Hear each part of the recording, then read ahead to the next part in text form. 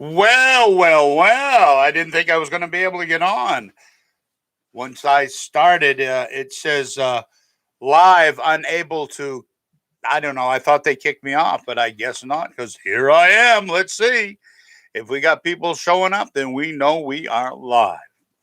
Yep, there we are. We have a person, so we're live. Yeah, I've been trying to get on, and it said live was unavailable. So I thought, Mr. Scarponi, sir, I thought that they possibly had kicked me off here, but they didn't because here I am. Hello, Kimmy. Hey, listen, tonight I'm just going to have the news, and the only reason why I'm doing the news is because I've already done it. It's stuff that I think you should hear. There won't be a message tonight, but I do have, and the reason I'm not putting anything above Christ, I'm just saying that I got a story that I wrote today. It's the longest one I've written in a while. It probably take me 20 minutes, 15 minutes or so to read it. And it's entitled "A Stranger That I Met on the 4th of July." I read it to my wife first, and she teared up, hugged me, and kissed me. Right, Sil? No, she said it was okay to read. I says, I don't want to make a fool of myself. But anyways, that's what happens. I'll just have this urge hit me. And I have to come in. And it's weird how it starts out. When I get to it, I'll tell you. Because I don't know what I don't know.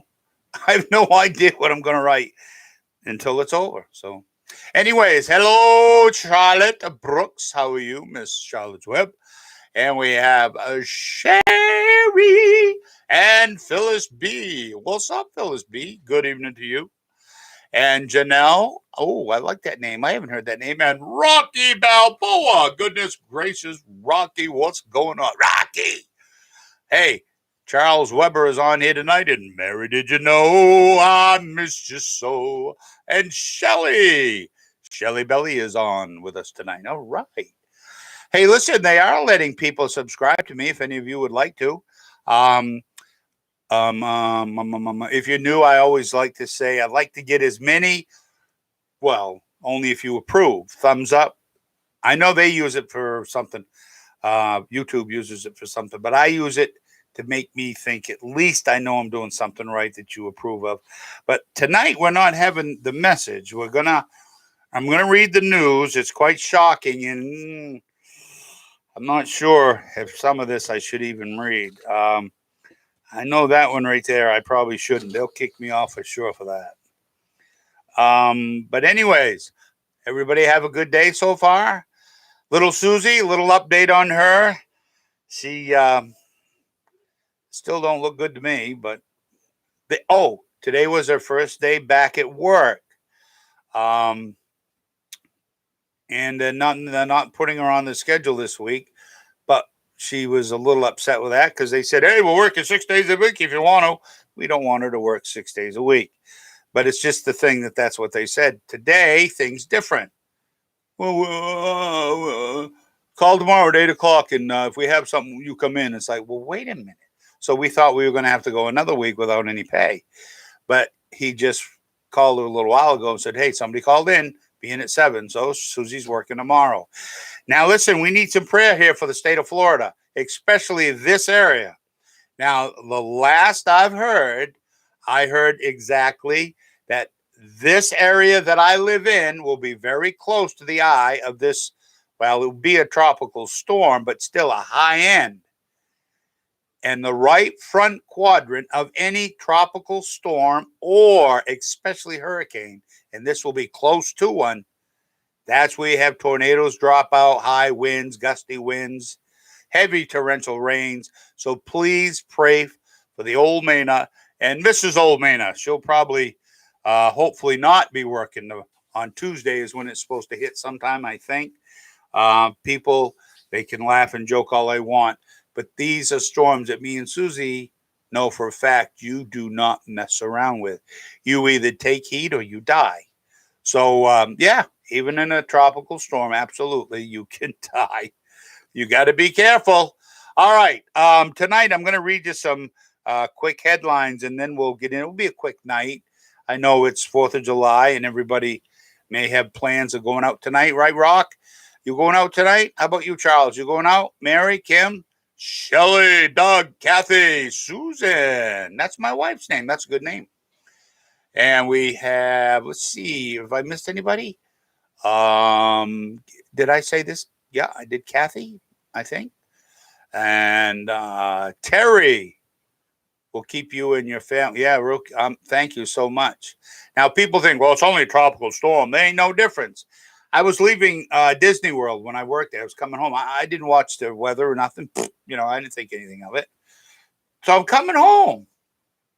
And there's this long, long straightaway called the Dean Stills Road. I'm serious. This freaking road, I never did measure the distance, but I bet it's 7, 8, 9, 10 miles just straight. So I'm driving home and I get around the corner as it starts its long straightaway. And I see all these dark, dark clouds coming. I'm going, what the heck is this? Must be a bad thunderstorm. Well, it started pouring and windy. And I'm like, I had to slow right down. I still had probably 10 miles or so to go before I got home. Off in the distance, I said, it's clearing. And then as it got closer, I looked at it and I went, that's a big, huge circle of clear in the sky. And all around it was black. I'm going, what the heck? I said, what's this, a hurricane or a tornado? Or a tropical storm. As soon as I made it home, I turned on TV. Sure enough, it was a tropical storm, but a perfect circle in the sky, but it was huge. I don't know how many miles around it was, but it was really something. All right, everybody, let's get going here. This here is quite something. Listen to this very, very carefully, all right? Warning issued of Pearl Harbor type of an attack. On Wednesday, Japan's number 2 defense official said China and Russia are showing increased signs of military cooperation, and their activities in the Pacific could show signs they plan to launch a Pearl Harbor-style attack on the U.S., similar to how Japan did on December 7, 1941, propelling the U.S. into World War II. Speaking at a Hudson Institute event, Japanese State Defense Minister, I think it's Nakayama, said, 70 years ago, we attacked Pearl Harbor. But now the U.S. and Japan are very good allies, one of the best allies all over the world. Nakayama went on to say, now Russia, I should say the Russian naval forces are really exercising just right in front of the western part of Honolulu. And so I don't want to remind the 70 years ago, but we have to be careful of the existence of whatever the Russians are doing. But they really, this is coming from Japan. For the head dogs at Japan to say something like this, we already know they're planning something anyways. When is it coming? Now, this is what I got to be careful of. There's something here I don't think I can read. I can't read that. Yeah, I can read this part, but I can't read the last part. I'm sorry. All right, mandatory COVID vaccinations coming in September. Did you hear me, Mr. Scarponi, sir? Mandatory COVID vaccinations coming in September. Well, it's not what you think, but it's still, if you have family members in the armed services, the Army has directed commands to prepare to administer mandatory COVID-19 vaccines as early as September 1st, pending full Food and Drug Administration license.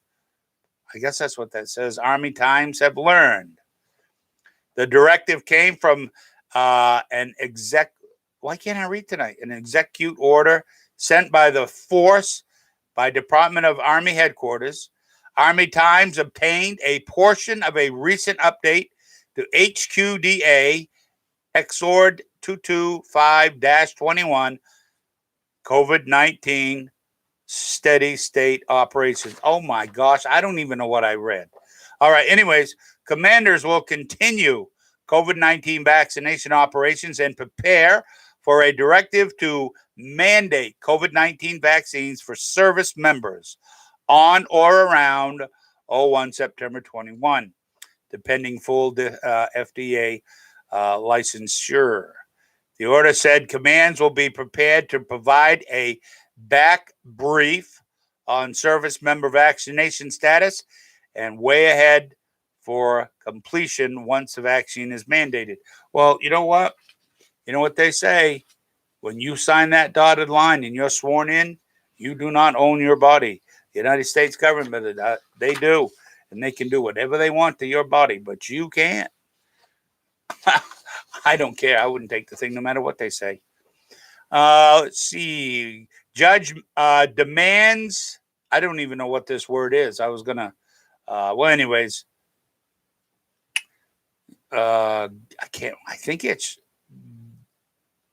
Ghislaine Maxwell. I can't even. I never heard of it. Ghislaine. Anyways. Judge demands something Maxwell to turn over records on Clinton Foundation funding. It's about time, ain't it? A judge has ordered Maxwell to turn over a trove of secretive documents in the next 2 weeks, including financial records revealing the funding received from the Clinton Global Initiative and the Clinton Foundation. Whoa, I wish they could go to prison before everything happens. I want to see it. The documents in question were originally filed in connection with alleged Epstein victim Virginia Roberts' lawsuit against Maxwell. Giffer, who claims she was held hostage as Jeffrey Epstein and Maxwell's sex slave and trafficked years, sued Maxwell for defamation in 2015. Now, while the defamation suit ended and an undisclosed settlement in 2017, Maxwell's July 2020 arrest made the documents submitted in the suit public interest. A tranche of records revealing the funding Maxwell received from the Clintons, their charity. Listen to this. May shed light on why the former president has taken at least 26 flights on Epstein's private jet. You know what his island was? Epstein's Island, right? It's all full of young girls that these high mucky muck people would go down, and what they'd do to them, and that does sound like a Clinton to me. All right, now listen. This is really good on this one.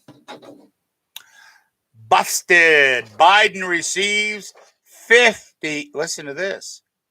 50 million after campaign announcement. Fox News has reported in another article to add to the pile of Joe Biden's shady dealings with foreign superpowers for personal gain. That's what the man does. We know about Hunter Biden leveraging his father's name for special treatment in China and the Ukraine. Americans remember Biden using Air Force Two as his personal Brinks truck, bringing Hunter along to close personal deals on taxpayers' fuel and resources. I can't believe Biden is not in prison, both of them. What many may not know about is the Biden Center that operates out of the University of Pennsylvania. Did you know that? I just found that out today by doing this story. I did not know that. Some may say that this is merely a coincidence. After all, the University of PA is a prestigious school. I'm sure many people from China want their kids to get in, and maybe these donations have something to do with that. Okay. Here's the problem with that assumption. It turns out that Chinese donations for the Biden Center increased by nearly 400% the same year he announced his bid for president. Ain't that something? The Biden Center opened in March 2017, about a year before Biden announced his 2020 presidential campaign. Jeepers, these people are so crooked. They're more crooked than corrupt.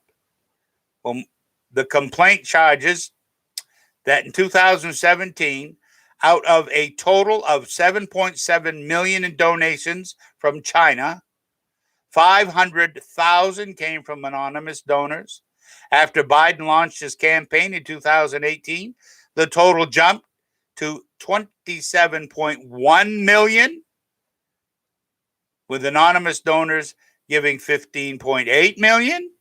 And in 2019, old China donors gave 26.9 million to the center, 6 million anonymously. Huh. Boy, Biden, you must have more money than the Fort Knox Bank.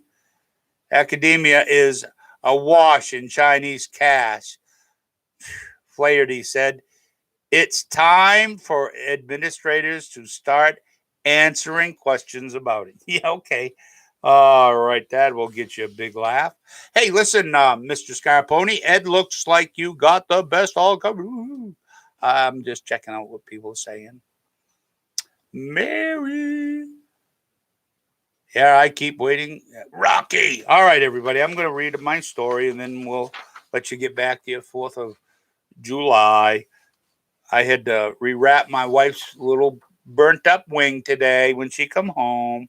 It does look a little better. It's very powerfully red in this area where that major blister was. But according to the doc yesterday, she said it's not infected. But looking at that, I'm going, see, okay. But she knows more about it than I do. So like I was saying today, I was, if you'd like to subscribe, it looks like they're allowing people to subscribe to me if you would like to. If you like the old Mena, usually we have a message. But tonight I'm going to read something that I had no idea I was even going to do. It just sprung on me today. I had no idea what it was. I had to come in here. Also, if you'd like to give me some likes, that makes me think at least you appreciate what I'm doing. Usually the news is longer, but it's a holiday, right? It's the 4th of July. So we're doing things a little different. So what I did was, I'll tell you what happened. Like with this story, for instance, I just came in here and all of a sudden these words came to me. It was a beautiful day. That's all it came to me. So I sit down, I get Microsoft Word up and I type, it was a beautiful day. Boom, off I am to the races. Now I have not 1, not 2, but a 3-page story that I typed up. It won't take me long. Susie said she really likes it. And I says, you sure I will be making a fool of myself? She says, oh, no. I says, okay, Krusty. Talking about her arm. We'll read it. So this is entitled, The Stranger That I Met on the 4th of July. It was a beautiful day on this day of remembrance as I rounded the corner of my way to visit Dad. I could see all the reminders of this day on every pole that carries the life-giving power lines to everyone's homes. It was so beautiful to see Old Glory just waving in the breeze, and so many of them too. They were just everywhere. I couldn't help but thinking about why I have been brought here over and over again. It feels just like yesterday when Dad and I was playing football on the grass at our middle class home in a very well kept up neighborhood. Dad would always allow me to score a touchdown just to make me feel good. I thought I actually really did, to be honest with you. Then he would flip me a nickel with his thumb at the end of a game. Every time we played football, he would, flip a nickel right to me. That was something he did. I always thought I had made those touchdowns until one day, me and my dad were talking when I was older, of course, and he let it slip out that he didn't try as hard as he could have to tackle me. That was Dad, always trying to make others feel good. I think that was one of his gifts among many others. He always loved to help others, always going out of his way to help a friend or a stranger to try to make them feel good. That was my dad, my best friend. One day, many miles from home and from our front yard, Dad tried helping his friend get away from a terrible battle and situation that they were involved in over in a different world that sounded to me like I would never want to go there. This place is called Iraq. My dad was in the army and he was told that he would be deployed to this sandy place and full of unfriendlies, according to my dad. On this afternoon, he and his group came under fire and his friend was hit in the hip. Dad, seeing his friend go down, ran over to him and tried to get him up and out of the way of harm's way. Just as they both thought they were clear in a safe area, that's when it happened. My father was struck in the head by a Taliban's bullet, killing him instantly. My friend told my mom that my dad was so outgoing for everyone that his loss affected his whole squad. It took a very long time for my mom to get over losing my dad, but I really don't think that she ever has. She still, after all these years, refuses to get remarried. My dad taught me many things. The short time that we had each other, the one thing he always said, you should never be too busy to help a friend or anyone for that matter. Now that he's gone, I remember that, and I try to do just that, to help a friend in need whenever and wherever they are, no matter what, even a stranger. Just as I turned into the Veterans Cemetery, I could see the flags everywhere. It's like this every 4th of July, as it should be. After I pulled into the parking space, I shut the engine off and I looked up. I could see my dad's headstone right off, but of course it was still quite a long ways away, but I knew just about where it was. I guess after coming here so much, I can pretty much almost get there blindfolded. Believe me, you never forget where your loved one are at in a place like this. As I got ready to open the door, I happened to look over to the passenger seat, and as always, it was empty. Mom still refuses to come with me here to visit my father, her husband. A very good friend of my mom told me that my mom loved my father so much that she felt if she comes here, she will have to admit that he is truly gone. And she just can't do that, at least not now, even though it's been a long time. I don't really understand because it's been so long since Dad had died, and she still will not come to visit her husband. Getting out of the car, the first thing that catches your eye is how many white headstones there are and how perfectly in a row they are set. They really do keep this cemetery up. They really do. This Veterans Cemetery really is something else. In the middle of this peaceful and honorable place is a very tall flagpole with a very large flag on it. Instead of the usual straight lines, they have the headstones leaving the center of the cemetery outward, like a pinwheel. It's so beautiful how they designed it. You really should see it. Well, I'm good. I'm getting close to my dad now. I can see his stone very clearly.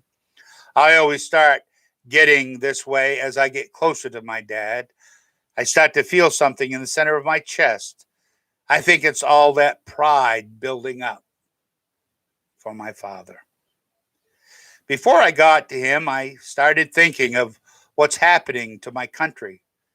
This is not the country that my father went off to war for and fought in, and a foreign land to die for.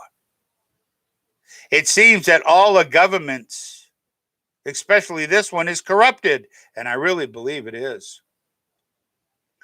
I was reading the other day on the internet that a lot of people are predicting a collapse of this country, all because of who is in the White House and the money they are spending. They act like they don't care what happens. It almost looks like they are doing things on purpose to have the country collapse. Oh, well, I'm here. Hi, Dad. It's me again. And happy 4th of July. I sure wish you were here, and I miss you so much. I'm sorry, Dad, but I still couldn't get Mom to come with me again. But I'll keep trying. I made good time today, Dad. It only took 3 hours, almost to the minute, to get here today. Not bad, huh, Dad? And I didn't even speed. Talking to my father, like I always do, I noticed a gentleman walking my way and in the same row as my dad was or is. He was dressed very neatly and had a hat on, kind of like my dad used to wear. That's kind of what caught my eye. You know, it was close to what my dad used to wear. Just a few feet before he got to me, he said, "What's up, sport?" I just stood there and said, "Nothing much, sir, just visiting my father." He then looks down and sees my dad's writing on his stone and said, "You know something, son? All these people in here love it when someone comes to visit them. I just know it." Well, I hope my dad knows I came and visited, but I can't get my mom to come. She is, after all these years, still in denial about Dad's passing, I said to him. The man just stared at me and then stared and smiled at me and said, "Son, have a sit down. Let's talk a bit. Do you mind?" He asked. I said, "No, that would be fine." A man I never saw before in my life was talking to me like my dad would have. I remember, most older gentlemen, they're, somewhat similar the way they talk and the way they act. Just kind of reminded me of Dad, that's all. It felt so good to talk to him. He explained to me about Mom after I had told him. And all that I could do is just give her time. That's all I can do. This is what he says. Anyways, he said, give her time. I bet this man and me talked for about 2 hours, all about life and death, and even what happens to you when you die. And without Jesus, you will not even get to heaven. We talked about that. He sure did talk to me about a lot of things that I never knew, even at my age. Finally, he started to get up and he never stopped looking into my eyes. He said, son, you know how these old guys talk, right? He goes, it's been a long time since I've talked to someone like you, a long time. Thanks for the great afternoon. Oh, thank you, sir. You have told me so much things I never knew. Some of the times you reminded me of my dad and how he used to talk to me, I said back to him. Well, you know something, son? You look like you needed to talk to someone. I always say you should always try to help someone, even someone you don't even know. He said with a smile. As he turns, he stops and flips me something and then turns and walks away. As I watched him walk away, I looked down to see what he flipped to me. I didn't catch it, it just went into my hands. I was stunned. I was frozen and couldn't move.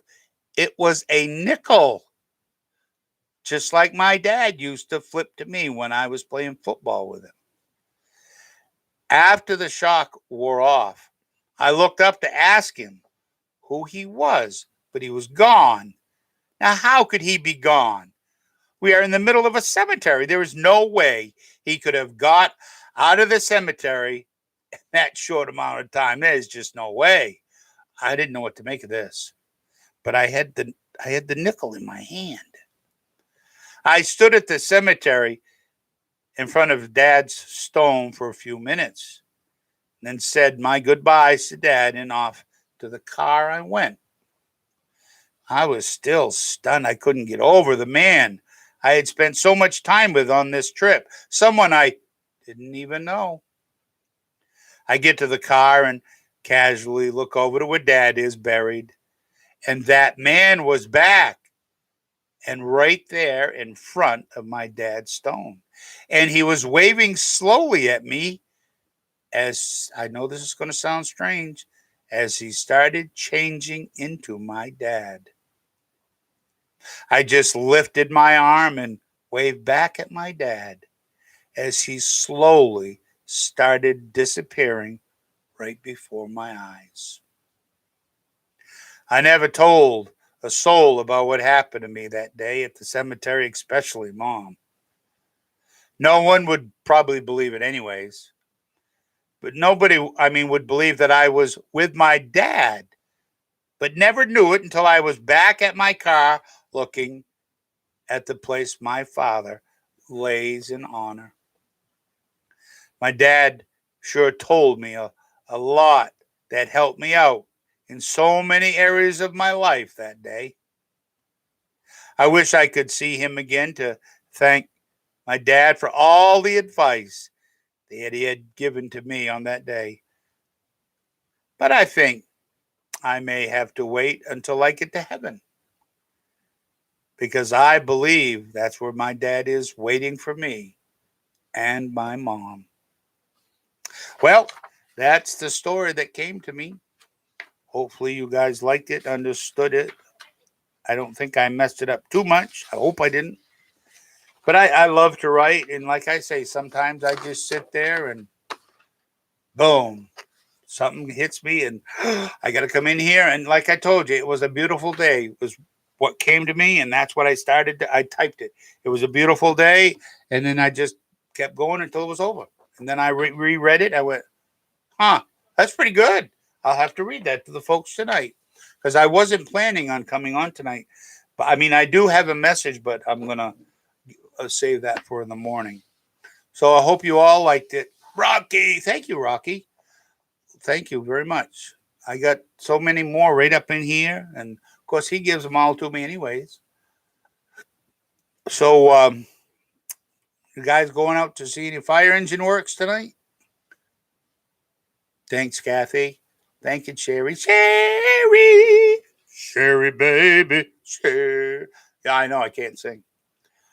No, me and Susie's gonna sit here, like we just sit here and we'll watch a little bit on the booby tubby, and we don't have to go to bed too early, so don't have to be up till 6. So we'll probably watch a. Thank you, Mr. Scarponi. Mr. Scarponi. Yolanda, great story, Gordon. I needed that escape. Oh, good. Well, like I said, I never know. I have no subject, nothing, never. I'll just come in here, sit down, and like I tell you, whatever comes out is what comes out. And you know what's really cool though, is when we'll say I'm at the end of the story, but I don't know I'm at the end of the story yet. I'll be typing, and I'll feel my, whatever you call it, creative juices just kind of. Oh, so I guess that's it. So then I'll end it. But that's the way it is. I am Kurt Scarponi. All right, everybody. I guess we're gonna head off like a herd of turtles into the other room to my fried chicken wife wing. Hey, baby. Yeah, baby. All right. So I'll see you in the morning. I hope you had a great 4th of July. Things are coming, folks, and I know I say this all the time. I just want to make sure that you are all ready. Seriously, we've got some serious trying times ahead. I have no idea if the rapture's coming. I don't know when it is, but I believe this is the season. But the things that I've been reading, I'm going, if it wasn't on a reputable news outlet that I got several, I would never believe it. because it's too horrible to believe. It's coming. It's almost here. And when it starts, then you'll know. And I hope you all are ready. It doesn't hurt.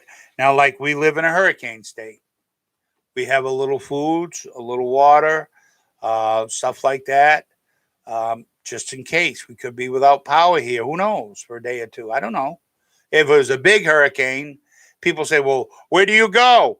I stay right here. Where am I going? You can't get out. Every road's clogged unless you leave 5 days earlier to the Scott Pony's place. But he's not going to want that. He's too busy. So we'll just have to. No, I'm trying to guilt him in. I need to get up there and show him how to shoot. He's number one. We want to keep him number one. But no, we just would stay here. It's really strange, ladies and gentlemen. Do you remember that hurricane years ago? Not all that long ago, maybe. Hurricane Charlie. Well, I had this funny feeling where I used to live. I said, we better go. We better go to the evacuation to the high school. That's where everybody was going. Well, we get over to the high school. It's like, yeah, okay. No place to park. There's nowhere I can park. I looked at my wife and I says, you know what? We got nothing to do but go back home and pray that we make it through. You know what? Because it was scheduled to come right into Tampa Bay. Oh, my word. The officials were freaking out. You want to hear some of the newscasts when you're here down, when you're in Florida and you hear them. I mean, they make it sound like the end of the world's coming. Well, it would have with this Cat 4. It would have been bad. Well, a high 3 to a low 4, which is that's bad. And at the last minute, ladies and gentlemen, instead of coming up and turning like it was supposed to, right into Tampa Bay, right over here, basically, it turned into Punta Gorda, or however you say it. And it was bad. And the eye passed way over that way towards Orlando. And you know what was really strange? I got in my car, I think it was the day, or was it 2 days after? And I wanted to see the damage. I had to drive near 50 miles from my home. That's the difference in a shift of a hurricane. I had to drive almost 50 miles away, probably closer to 40, I would say. Then I started seeing a little twigs, and then just a few 100 feet, you'd see more. And then maybe a half a mile, it would be, Florida has moss growing all over the trees. Oh my God, there's moss everywhere. You got to be careful. You slide on that, worse than ice. And then you started seeing a little tree branch break. Then it started getting a little worse. So before I even got to Highway 26, which goes around to Orlando and up through, I can't even remember. Anyways, it takes you to Disney World. I figured I'd stop, turn around, go back because it was getting worse. And then you could see where I turned around, these big signs like it says Cracker Barrel, just obliterated. And it's like, wow. Go back to my house. I don't even think we got maybe a smattering of rain. I don't think we're going to be that lucky this time. I just got this feeling. I just know, So just pray for us, ladies and gentlemen, that we're going to be on the worst possible side possible. If it turns sooner and the eye goes below Tampa, then we'll be all right because we'll be on the left front, which is nothing there. But when you're on the right front, boom, it's bad. That's where we're supposed to be. So pray for us. We got a lot of work to do with the Scott Ponies, so I'm just kidding. As you know, I like to tease me. Hey, Rocky, why don't we hook up and go raid the Scott Ponies residence? What do you think? I've met him. I've met Kurt and his wife, and I guarantee you, Rocky, you have never met anyone like this in your life. And I mean it. That's how confident I am. They are absolutely phenomenal. I mean, me and Susie just, I don't know, man. I'm kind of glad he doesn't live as close because I'd want to be over there all the time. He is just a wonderful person. He's just like his father, just like his father. He is just a great man. I'm so blessed to have met these people. All thanks to his sweet, loving wife. Thank you, Pam. All right, everybody. I guess we're going to get out of here. Yeah, really, send prayers to Florida, please, because one way or the other, Florida's going to get whacked. Where is it? I don't know. People say, well, it's only a tropical storm. Yeah. Have you ever seen a tropical storm? There ain't no difference. It's look, 74 miles an hour. It's classified as a hurricane. This will probably be about 65, maybe 70 miles an hour when it gets here. People forget that's sustained, nonstop. Okay? But then it has higher gusts. Out of a tropical storm, 65, we'll say mile an hour winds, it may have gusts of 90. Let me tell you something. You ever been hit by a 90 mile an hour gust of wind or higher? It ain't fun. You just sit there. You know for a fact your house can handle it because you're all tied down with these hurricane straps. But when it starts banging up against that, and that whole place shakes, you're going, it is. I don't care. I admit it. It's scary. All right, everybody. We're going to get out of here. Mr. Scarponi, are you ready? Are you ready to rumble? Yeah, you look, Rocky, let's get together. We'll set a time up and we'll raid Kurt's house when he doesn't know it. All right, everybody. God bless you. I'll be on here tomorrow morning, 8 a.m. Eastern Standard Time on YouTube. Okay. I didn't think they were going to let me on tonight, but they did. So, anyways, take care, everybody. This is the Old Man, and God bless everybody. God bless our veterans. God bless our firemen and women. God bless our men and women in blue. If it wasn't for them, I don't know what we would do. Also, make sure you pray for our first responders. They really could use it. Pray for the state of Israel. I don't hear anything on the news, but I know on other stations, and I get the Israel news and all that other good stuff. Man, is it ready to blow over there. So hold on to your shorts, folks, especially during this storm coming. All right. And make sure you pray for Donald J. Trump, the man who will be back in the White House. I'm hoping before too long. If not, it will be too late because Biden and the Democrats have got the country almost to the point where it won't be able to come back. It will just crash and that'll be it. Matter of fact, they're all predicting the crash anyways. I mean, everybody. So we'll see what happens. Have a little bit of cash on hand, hidden somewhere. Have some food and water. I don't know what's coming, folks, but it ain't going to be good. So just hold on to your shorts. And people say, that's all you do is preach doom and gloom. Yeah, really? Maybe somebody will listen and they'll take heed and they'll, you know what happens when people don't listen. All right. Also, make sure you don't stop praying for America. All right. Are you ready, Mr. Scarponi? All right, everybody. The Old Man. We'll see you tomorrow night. Everybody, we will see.